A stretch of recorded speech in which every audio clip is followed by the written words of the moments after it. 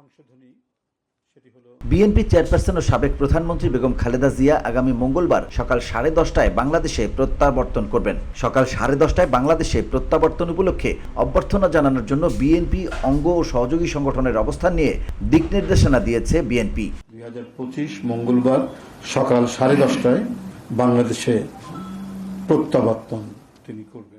রোববার বিএনপির সিনিয়র যুগ্ম মহাসচিব অ্যাডভোকেট রুহুল কবির রিজভী প্রেস ব্রিফিংয়ে এ দিক নির্দেশনা দেন। মহানগর উত্তর বিএনপিকে বিমানবন্দর থেকে লা মেরিডিয়ান হোটেল, ছাত্রদলকে লা মেরিডিয়ান হোটেল থেকে খিলক্ষেত, যুবদলকে খিলক্ষেত থেকে হোটেল রেডিসন, মহানগর দক্ষিণ বিএনপিকে হোটেল রেডিসন থেকে আর্মি স্টেডিয়াম, স্বেচ্ছাসেবক দলকে আর্মি স্টেডিয়াম থেকে বনানী কবরস্থান, কৃষক দলকে বনানী কবরস্থান থেকে কাকুলি মোড় ও শ্রমিক দলকে কাকুলি মোড় থেকে বনানী থেকে শেরাটন হোটেল পর্যন্ত অবস্থান করতে বলেন রিজভী।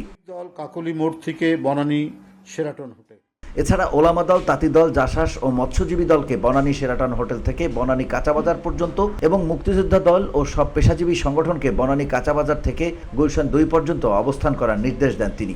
জাসাস মৎস্যজীবী দল থাকবে বনানী শেরাটন হোটেল থেকে বনানী কাঁচাবাজার। এছাড়াও মহিলা দলকে গুলশান 2 গোল চত্বর থেকে গুলশান এভিনিউ রোড, বিএনপি জাতীয় নির্বাহী কমিটির নেতাদের গুলশান 2 গোল চত্বর থেকে গুলশান এভিনিউ রোড ও বিভিন্ন জেলা থেকে আগত নেতাকর্মী যার যার সুবিধামতো স্থানে অবস্থান করবেন বলে জানান বিএনপির সিনিয়র যুগ্ম মহাসচিব। বিভিন্ন জেলা থেকে আগত নেতাকর্মী যার যার সুবিধামতো অবস্থান। রিজভী আরো বলেন, বিমানবন্দর এবং চেয়ারপারসনের বাসভবনে কেউ প্রবেশ করতে পারবে না। সব নেতাকর্মী দলীয় পতাকা এবং জাতীয় পতাকা হাতে রাস্তার এক পাশে দাঁড়াবে। চেয়ারপারসনের গাড়ির সঙ্গে মোটরসাইকেল এবং হাঁটা সম্পূর্ণরূপে নিষেধ।